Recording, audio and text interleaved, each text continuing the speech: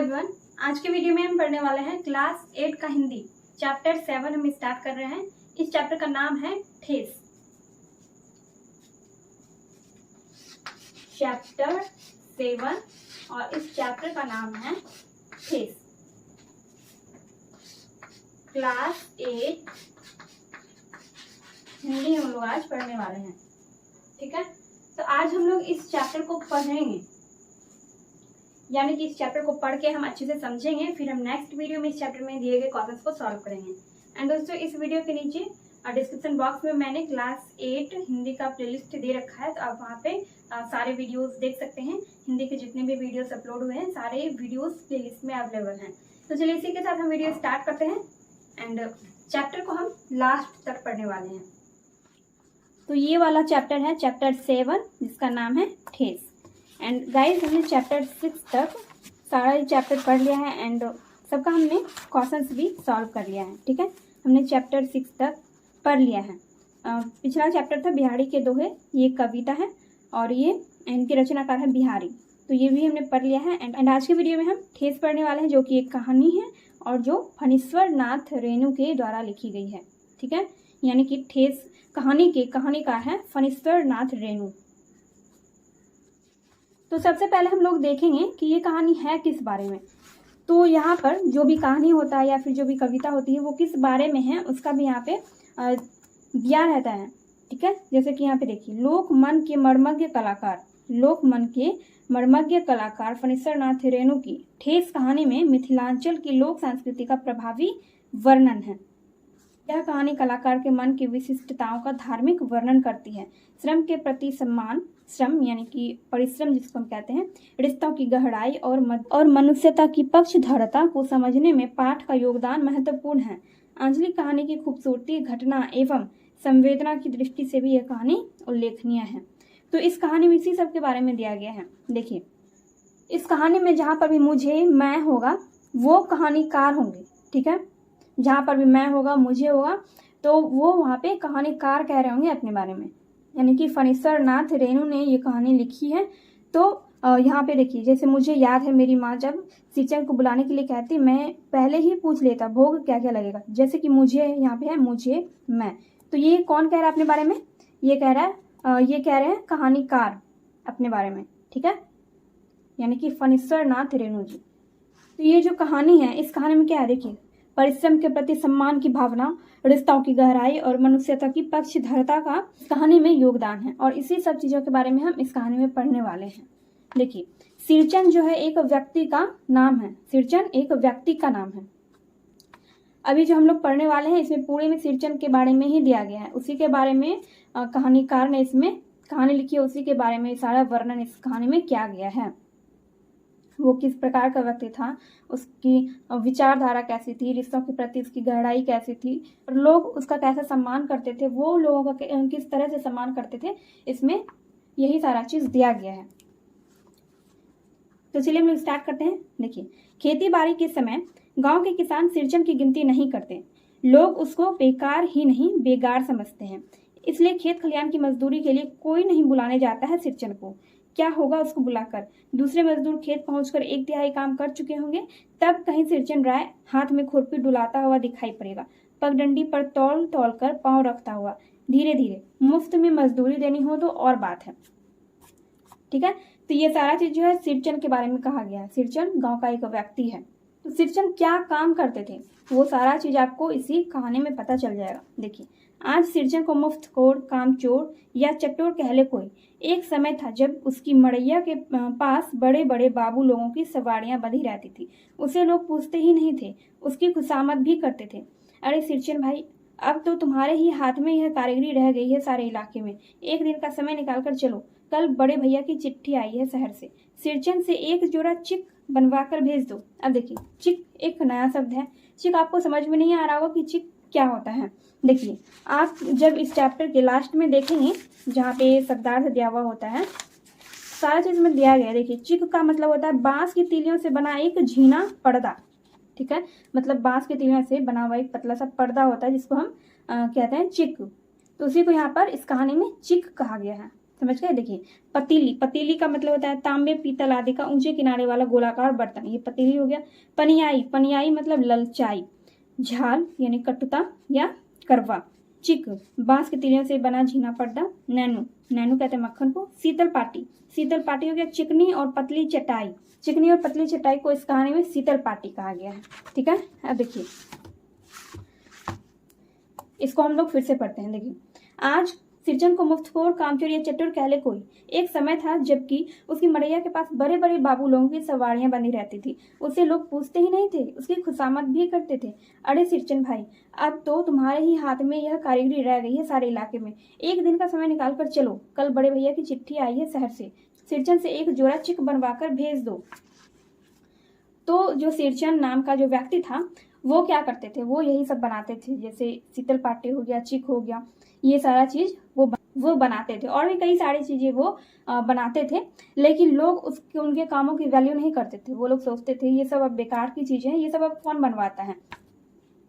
लेकिन ये कलाकारी सिर्फ सिरजन के हाथों में ही थी। तो इसीलिए यहाँ पर कहा गया है कि पहले बड़े बड़े बाबू लोगों की सवारियां बंधी रहती थी। मतलब पहले बड़े बड़े आदमी आकर उनके दरवाजे पे आते थे और यही बनवाने के लिए, चिक शीतल पाटी वगैरह बनवाने के लिए उनके दरवाजे पे सब खड़े रहते थे, उसको खुशामद भी करते थे, क्योंकि सारे इलाके में सिर्फ उन्हीं को ये सारा चीज बनाने के लिए आता था। ठीक है, अब देखिए यहाँ पर ये कौन कह रहा है, मुझे याद है, ये कहानीकार कह रहे हैं, मुझे याद है मेरी माँ जब सिरजन को बुलाने के लिए कहती, मैं पहले ही पूछ लेता भोग क्या क्या लगेगा। तो यहाँ पर ये कह रहे हैं कि मुझे याद है जब मेरी माँ सिरजन को बुलाने के लिए कहती थी, मैं पहले ही पूछ लेता था भोग क्या क्या लगेगा, यानी कि आप खाने के लिए क्या क्या दोगी उसको। उसके बाद वो कहते हैं कि माँ हंसकर कहती, जा जा बेचारा मेरे काम में पूजा भोग की बात नहीं उठाता कभी। उनकी माँ सिरजन के बारे में कहती थी कि वो कभी काम में पूजा भोग की बात नहीं उठाता। अब देखिए, ब्राह्मण टोली के पंचानन चौधरी के छोटे लड़के को एक बार मेरे सामने ही बेपानी कर दिया। बेपानी यानी कि बेइज्जत कर दिया। सिरजन ने कहा कि तुम्हारी भाभी नाखून से काटकर तरकारी परोसती है, तुम्हारी भाभी नाखून से काटकर तरकारी परोसती है और इमली का रस डालकर करी तो हम कहार कुम्हारों की घरवाली बनाती है, तुम्हारी भाभी ने कहाँ सीखा। तो ये एक ब्राह्मण के बारे में, ये जो कहानीकार हैं ये एक ब्राह्मण के बारे में बता रहे हैं कि ब्राह्मण टोली के पंचानन चौधरी के छोटे लड़के को एक बार मेरे सामने ही बेपानी कर दिया था, मतलब बेइज्जत कर दिया था। किसने? सिरजन ने। तो उसी ने उस लड़के को कहा था कि तुम्हारी भाभी नाखून से काटकर तरकारी, तरकारी का मतलब क्या हो गया, सब्जी। ठीक है, तुम्हारी भाभी नाखून से काटकर खाट कर तरकारी परोसती है और इमली का रस डालकर करी तो हम कहार कुम्हारों की घरवाली बनाती है, तुम्हारी भाभी ने कहाँ से सीखा। ठीक है, अब देखिए, इसलिए सिरजन को बुलाने के पहले मैं माँ से पूछ लेता।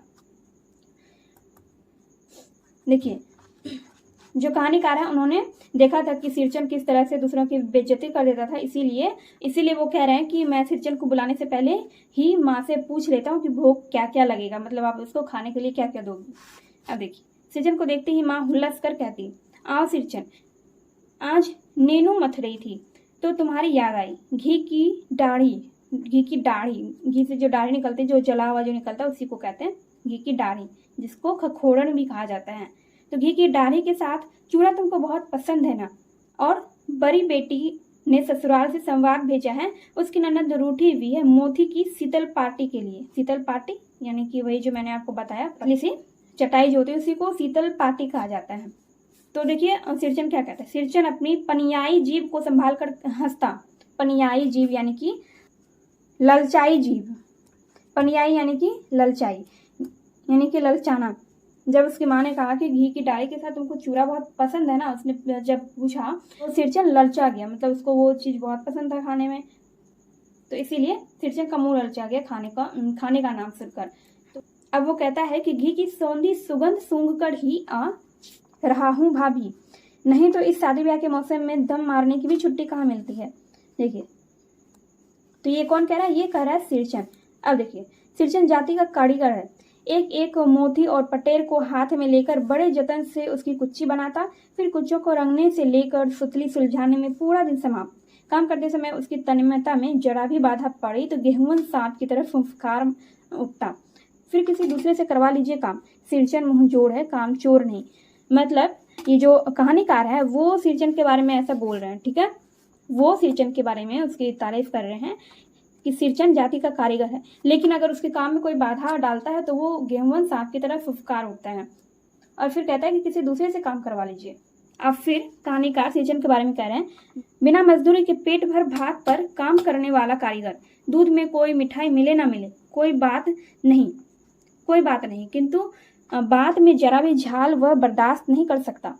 तो ऐसा कहानीकार सिरचन के बारे में कह रहे हैं कि वो जिसके यहाँ भी काम करता है बस उसे पेट भर के खाना मिलना चाहिए और मिठाई इसको मिले या ना मिले, लेकिन बात में इधर उधर नहीं होना चाहिए। सिरचन को लोग चटोर भी समझते हैं।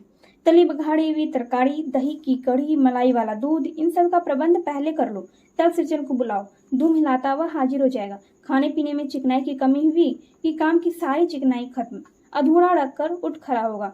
आज तो अब अधकपाली दर्द से माथा टनटना रहा है, थोड़ा सा रह गया है, किसी दिन आकर पूरा कर दूंगा। किसी दिन माने कभी नहीं, ठीक है।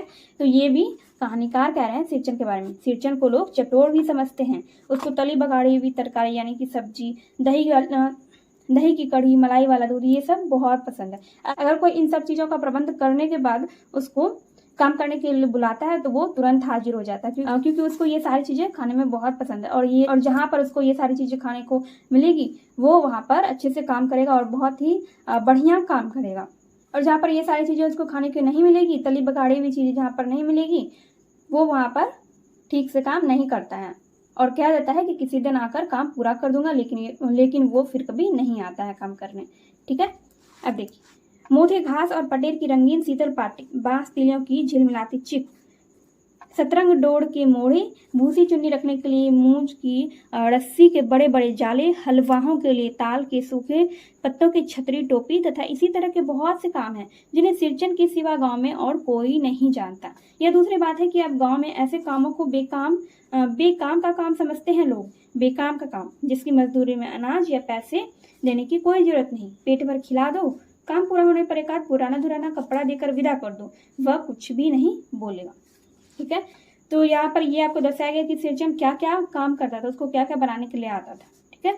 और इसमें ये भी कह रहे हैं कि सिरचन एक ऐसा काम करने वाला व्यक्ति था जो काम करने के पैसे नहीं लेता था। बस उसको खाना दे दो, पेट भर खाने के लिए खाना दे दो और एक पुराना धुराना कपड़ा दे दो, बस उसी में वो खुश हो जाता था। वह कुछ भी नहीं बोलता था, कुछ भी नहीं बोलेगा, ऐसी बात नहीं।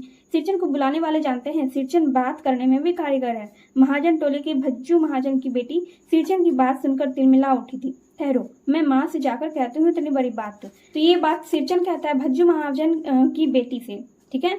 तो फिर वो उसकी बेटी कहती है कि मैं माँ से जाकर कहती हूँ इतनी बड़ी बात।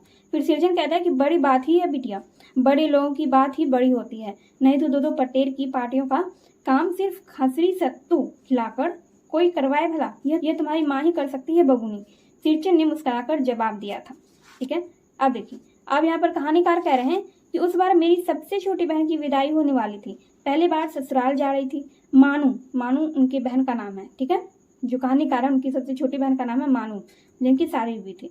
मानू के दूल्हे ने पहले ही बड़ी भाभी को खत लिखकर चेतावनी दे दी है, मानू के साथ मिठाई की पतीली ना आवे, कोई बात नहीं।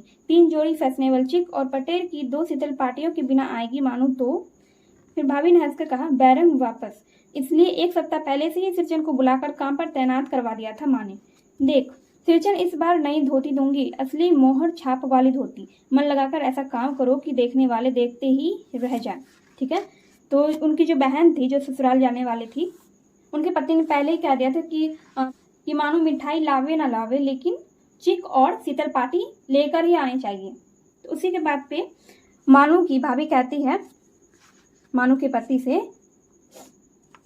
इसीलिए मैंने सिरचन को पहले ही काम पे लगा दिया है। वही सिरचन को कहती है, जो मानू की भाभी होती है, वही सिरचन को कहती है कि इस बार नई धोती दूंगी, असली मोहर छाप वाली धोती। मन लगाकर ऐसा काम करो कि देखने वाले देखते ही रह जाएं। अब देखिए, पान जैसी पतली छुरी से बांस की तीलियां और कमानियों को चिकनाता हुआ सिरचन अपने काम में लग गया।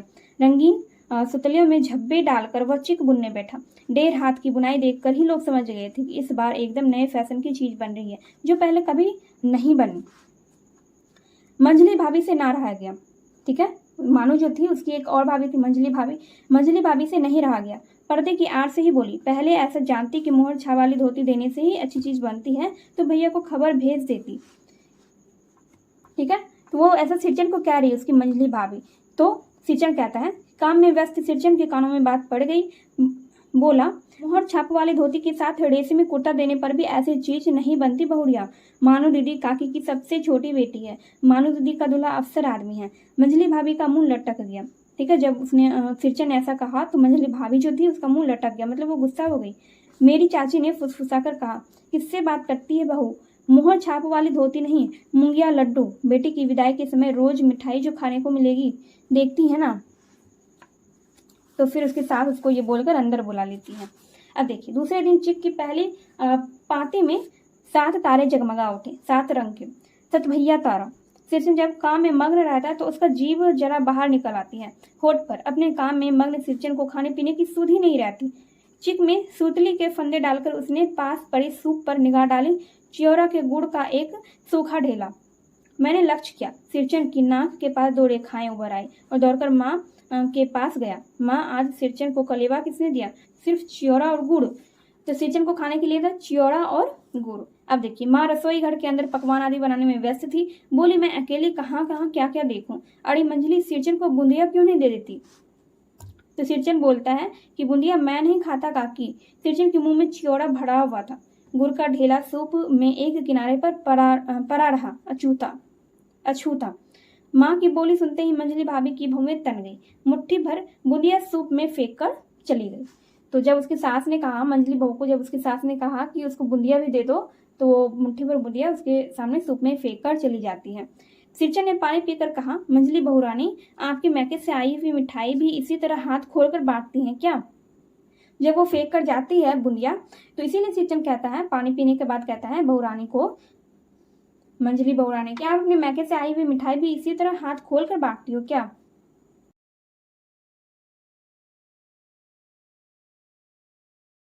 देखिए, बस मंजली भाभी अपने कमरे में बैठकर रोने लगी। बस इतना ही सिरचन बोला और वो रोने लगी।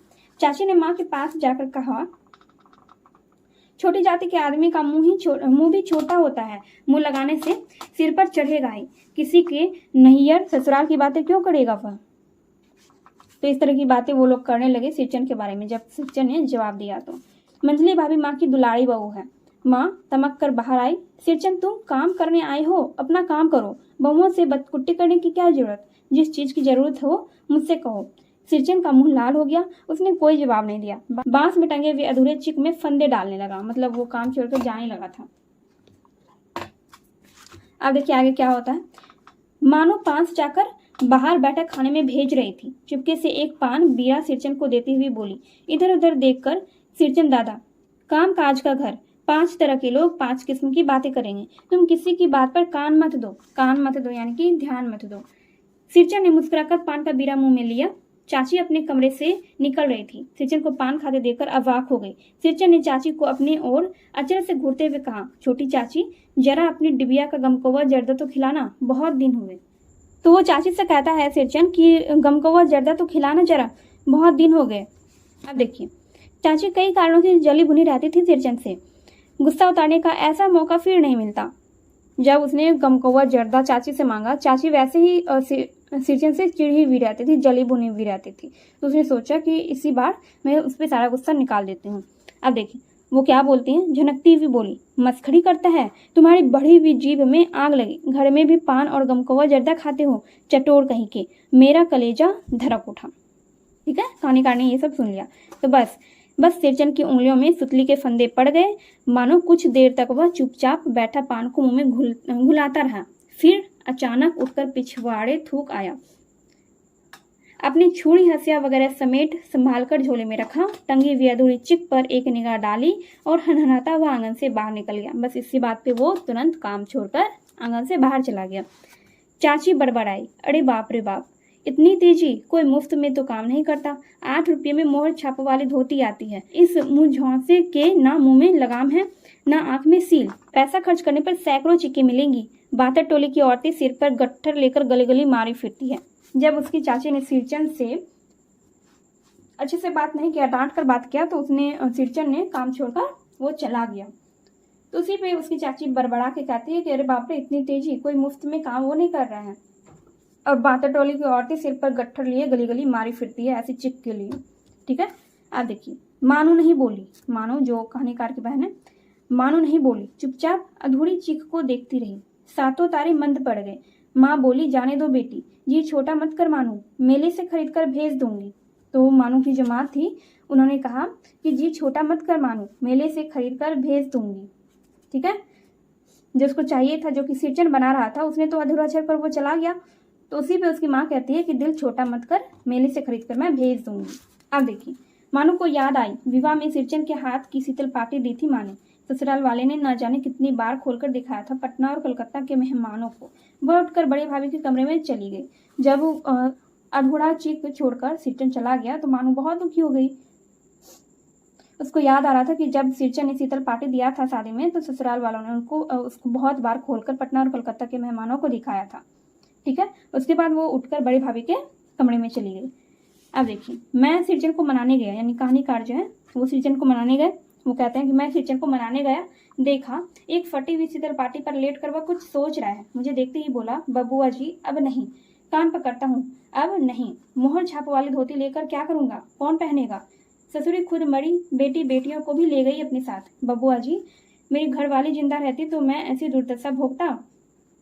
यह शीतल पार्टी उसी की बुनी हुई है। इस शीतल पार्टी को छूकर कहता हूँ, अब यह काम नहीं करूँगा। गांव भर में तुम्हारी हवेली में मेरी कदर होती थी, अब क्या। मैं चुपचाप लौट आया, समझ गया कलाकार के दिल में ठेस लगी है, वह नहीं आ सकता। तो जब सिरचन ने ये सब बातें कहानीकार से कही तो वो समझ गए कि कलाकार के दिल में ठेस लगी है, इसलिए अब वह नहीं आएगा। अब देखिए आगे है, बड़ी भाभी अधूरी चिक में रंगीन छीट का झालर लगाने लगी। यह भी बेजा नहीं दिखाई पड़ता, क्यों मानू। तो उसकी जो बड़ी भाभी थी वो अधूरी चिक में ही झालर वगैरह लगाने लगी और मानू को बोलती है कि यह भी बेकार नहीं दिखता। बेजा यानी कि बेकार नहीं दिखता। मानू कुछ नहीं बोलती है बेचारी, किंतु मैं चुप नहीं रह सका। चाची और मंजली भाभी की नज़र न लग जाए इसमें भी। तो कहानीकार बोलते हैं, जब उनकी भाभी बोल रही थी कि ये भी बेकार नहीं दिखता है मानू, तो कहानीकार बोलते हैं कि चाची और मंजली भाभी की नज़र न लग जाए इसमें भी। ठीक है, क्योंकि वो तो सारा चीज़ देख रहे थे, क्योंकि मंजली भाभी और उनकी चाची ने सिरचन के साथ कैसा व्यवहार किया और इसीलिए वो काम छोड़ कर गया। तो इसीलिए वो ऐसा बोली कि चाची और मंजली भाभी की नज़र न लग जाए इसमें भी। मानू को ससुराल पहुंचाने मैं ही जा रहा था। कहानीकार अपने बारे में कह रहे कि मानू को ससुराल पहुंचाने मैं ही जा रहा था। स्टेशन पर सामान मिलाते समय देखा मानू बड़े जतन से अधूरी चीख को मोड़ कर लिए जा रही थी अपने साथ। मन ही मन सिरचन पर गुस्सा आया। चाची के सुर में सुर मिलाकर कोसने को जी हुआ, कामचोर चतुर। गाड़ी आई, सामान चलाकर मैं दरवाजे बंद कर रहा था कि प्लेटफॉर्म पर दौड़ते हुए सिरचन पर नजर पड़ी। बबुआ जी, उसने दरवाजे के पास आकर पुकारा। तो जब वो अपनी बहन को छोड़ने के लिए ससुराल जा रहे थे तो ट्रेन पर उसी प्लेटफॉर्म पर सिरचन दौड़ते हुए आया। उसने आवाज़ दिया। अब वो बोलते हैं क्या है। मैंने खिड़की से गर्दन निकालकर झिड़की के स्वर में कहा। सिरचन ने पीठ पर लदे हुए बोझ को उतार कर मेरी ओर देखा। दौड़ता आया हूँ, दरवाजा खोलिए। मानू दीदी कहाँ है, एक बार देखूं। मैंने दरवाजा खोल दिया।